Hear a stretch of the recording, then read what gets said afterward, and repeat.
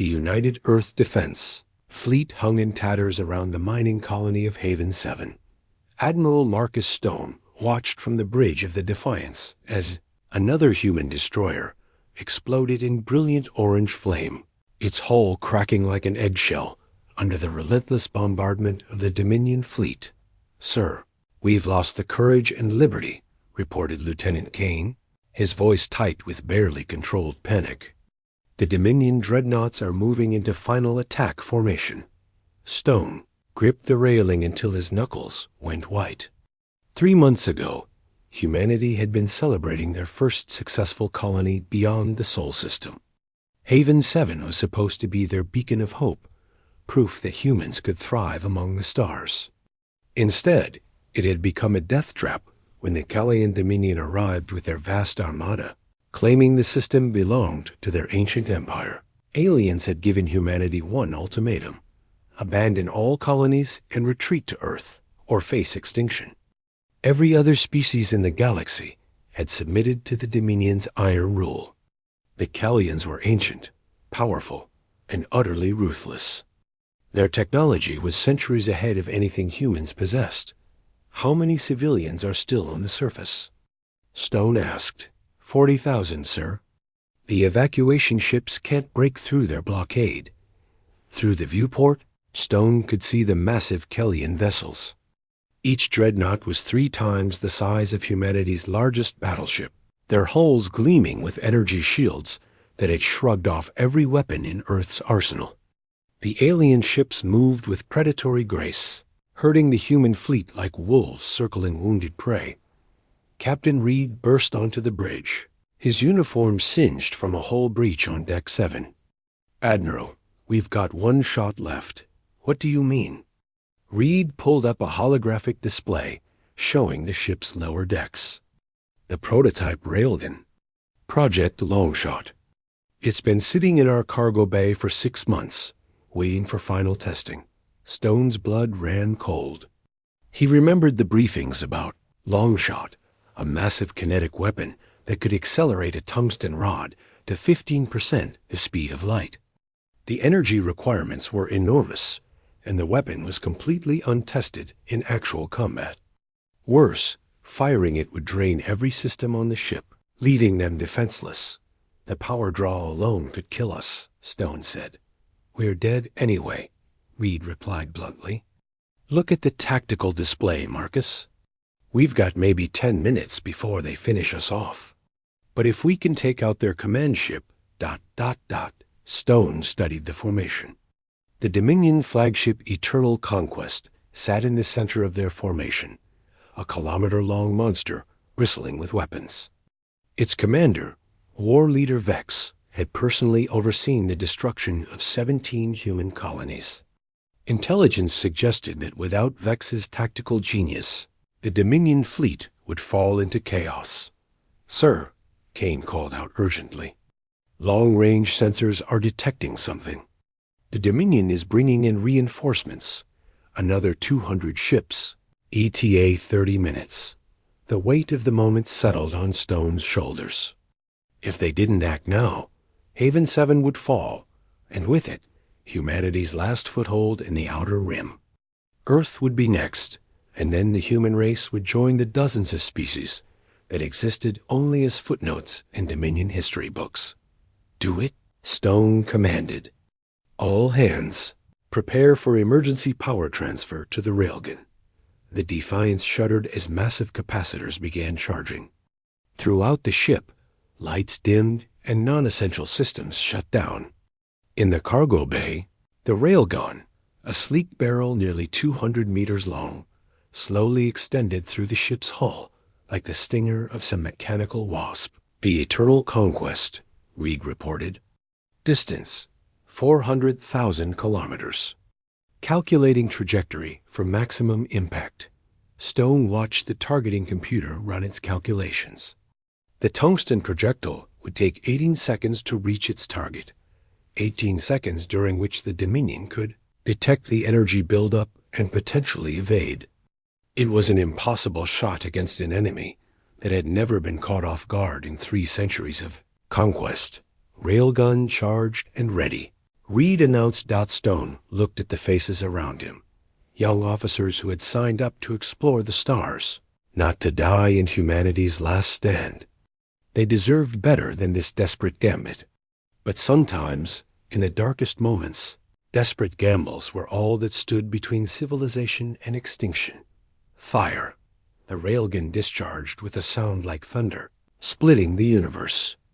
The Defiance lurched backward from the recoil, and every light on the ship died as the weapon consumed their entire power grid in a single, brilliant instant.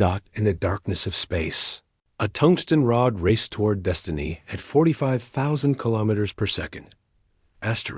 18 seconds stretched into eternity aboard the powerless Defiance. Emergency lighting cast eerie red shadows across the bridge as Admiral Stone and his crew waited in the suffocating darkness. The ship drifted helplessly, its engines dead, life support running on backup power that would last maybe an hour. Any word from the railgun? Stone whispered, though he wasn't sure why he was whispering. Lieutenant Kane squinted at his flickering console. Projectile is ... Wait. His eyes widened. Sir, the tungsten rod just passed through the Eternal Conquest shields, like they weren't even there. 400,000 kilometers away, War Leader Vex stood on the bridge of his flagship, watching the final moments of human resistance with cold satisfaction. The primitive species had fought bravely. He would grant them that, but bravery meant nothing against superior technology and tactics. Begin the final bombardment. Vex commanded in the clicking language of the Kellians. Leave no human vessel intact. We shall make an example of the universe exploded. The tungsten rod, traveling at 15% light speed, struck the Eternal Conquest with the force of a small star. The kinetic energy release was beyond anything the galaxy had witnessed in recorded history.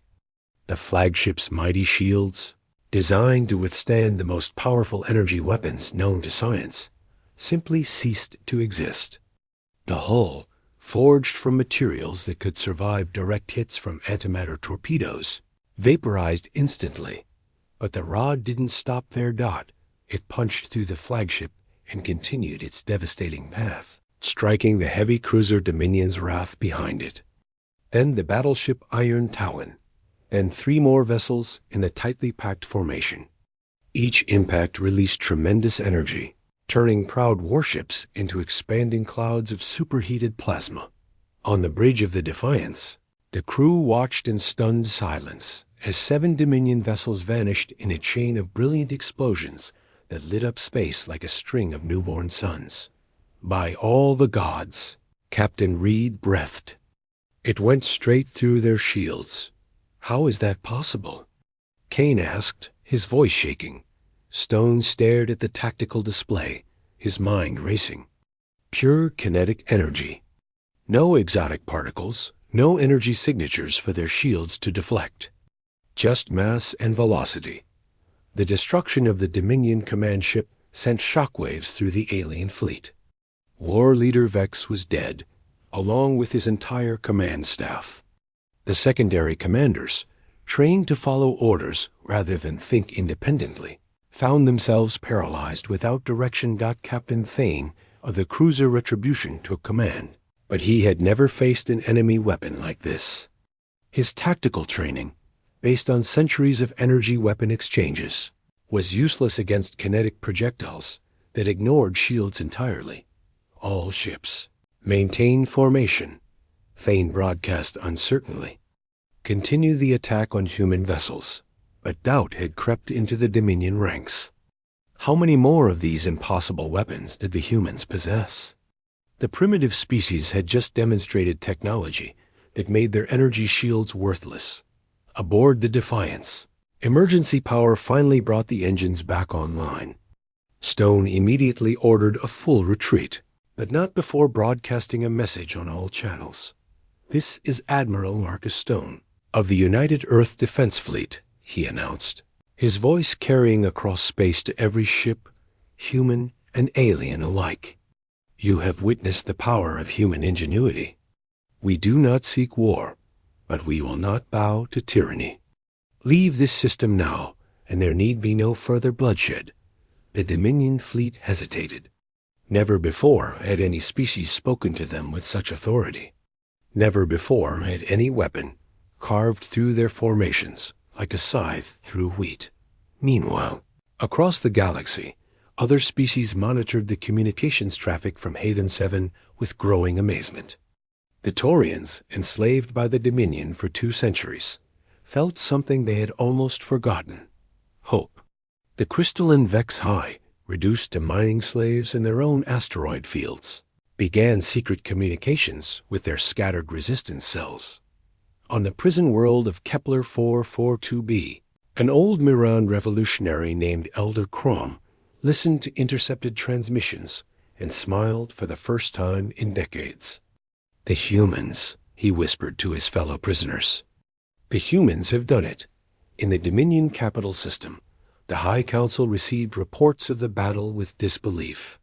Emperor Zoltar himself reviewed the tactical recordings 3 times before accepting. What he saw: 1 ship, he hissed to his advisors.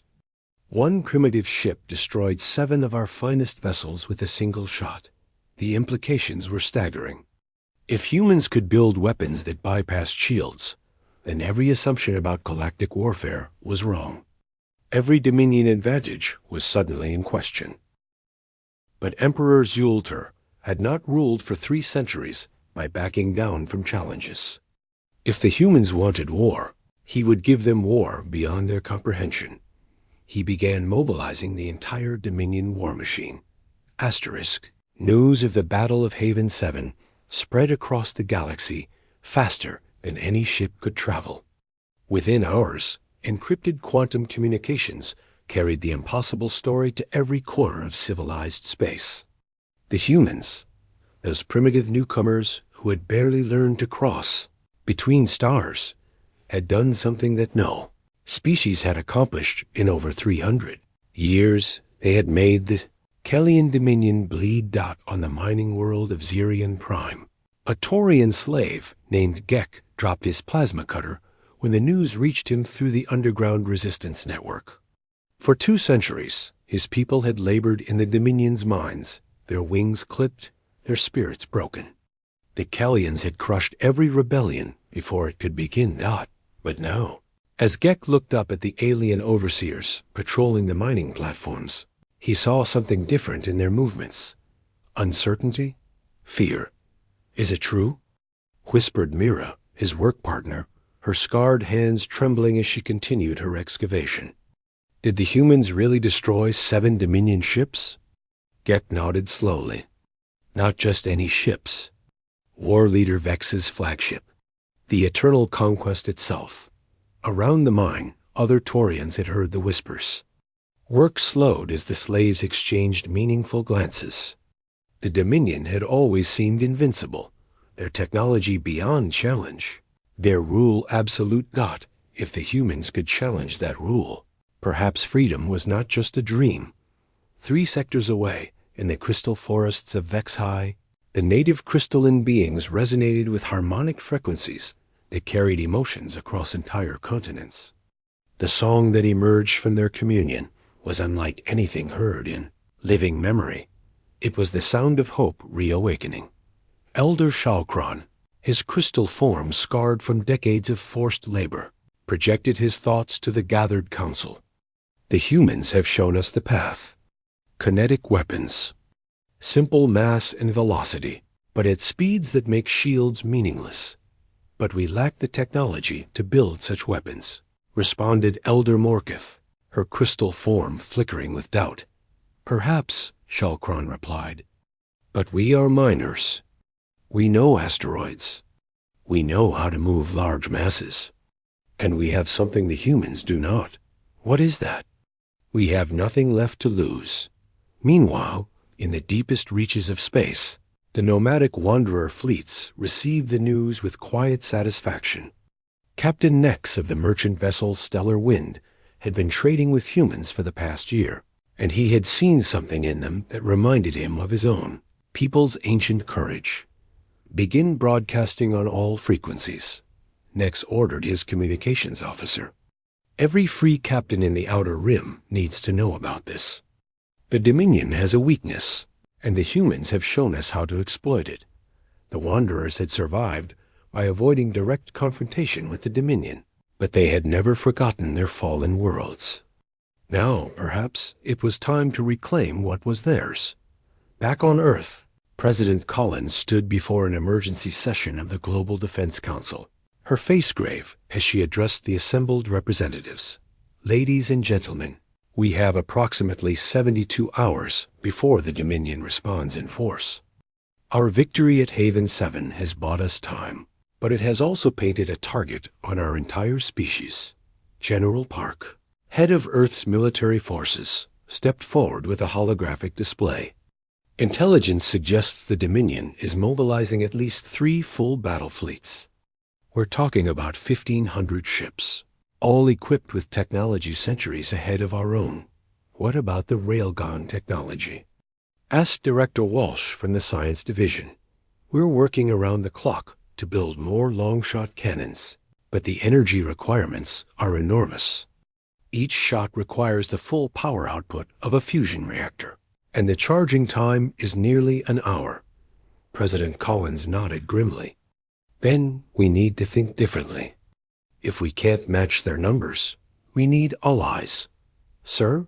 Interrupted Colonel Haz from Intelligence. We're receiving communications from multiple species across the galaxy.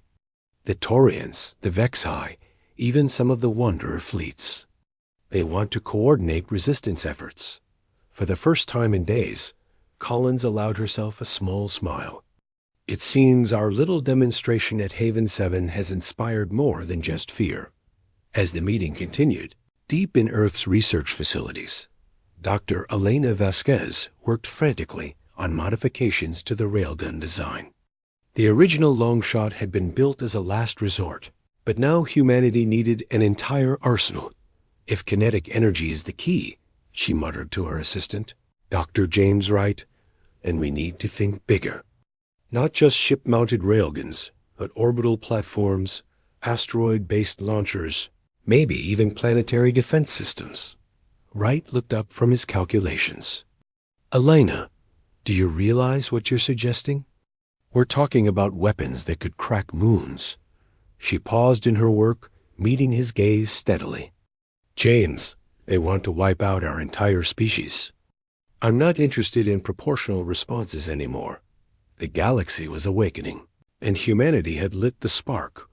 Asterisk Emperor Zolder stood in the war room of his palace on the capital world Dominion Prime, his forearms gesturing at the massive holographic display that showed the current disposition of his fleets. The Emperor's chiton gleamed under the harsh lights, and his compound eyes reflected the tactical readouts with cold calculation.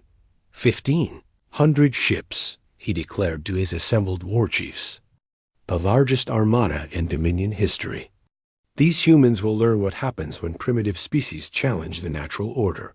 Fleet Admiral Corks, veteran of countless conquest campaigns, bowed his head respectfully. My Emperor, perhaps we should reconsider the scale of this response.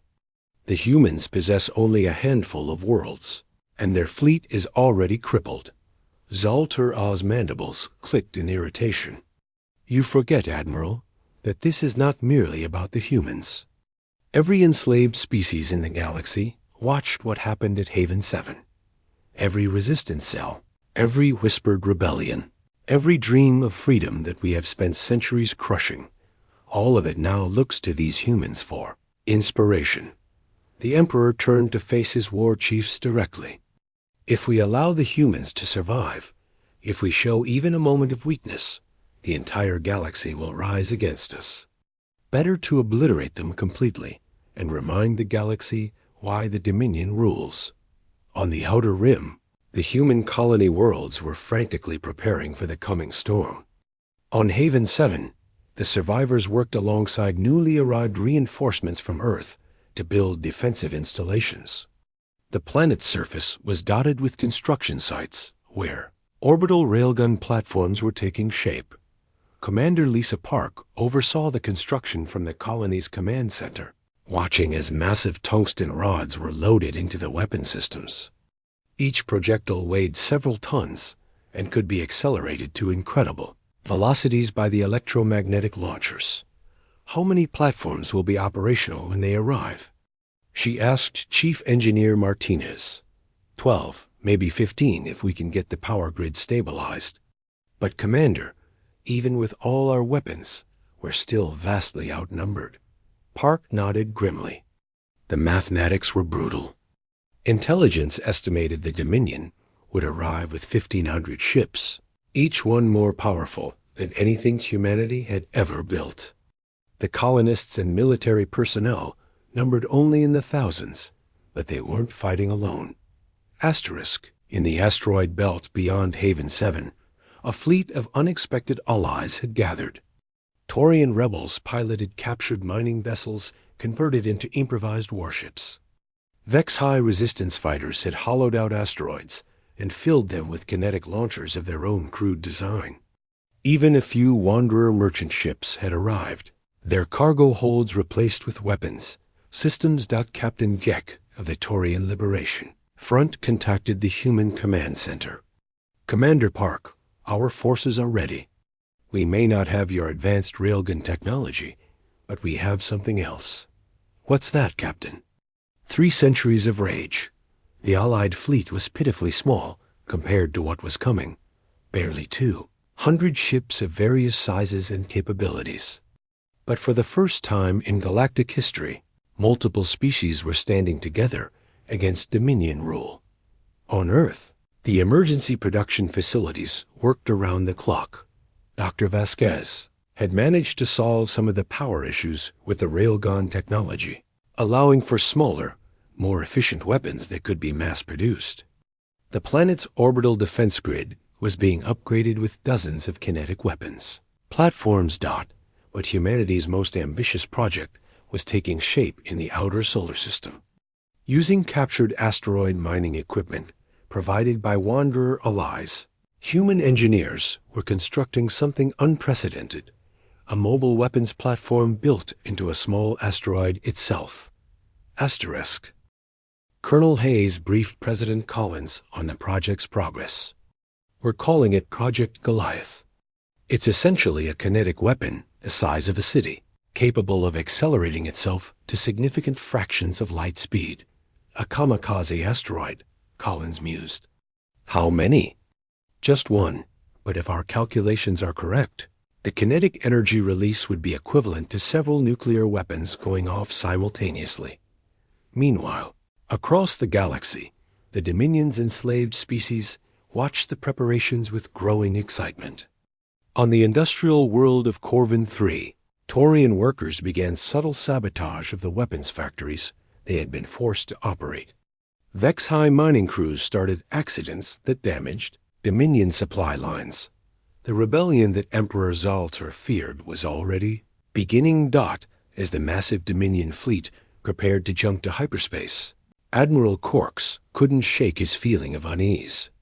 Yes, they had overwhelming numbers and superior technology, but the humans had already proven that conventional advantages could be meaningless against kinetic weapons.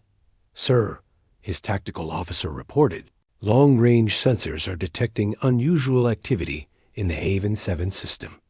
Multiple species appear to be gathering there." Corks studied the sensor data. "It's as the Emperor feared. The humans have united the resistance movements."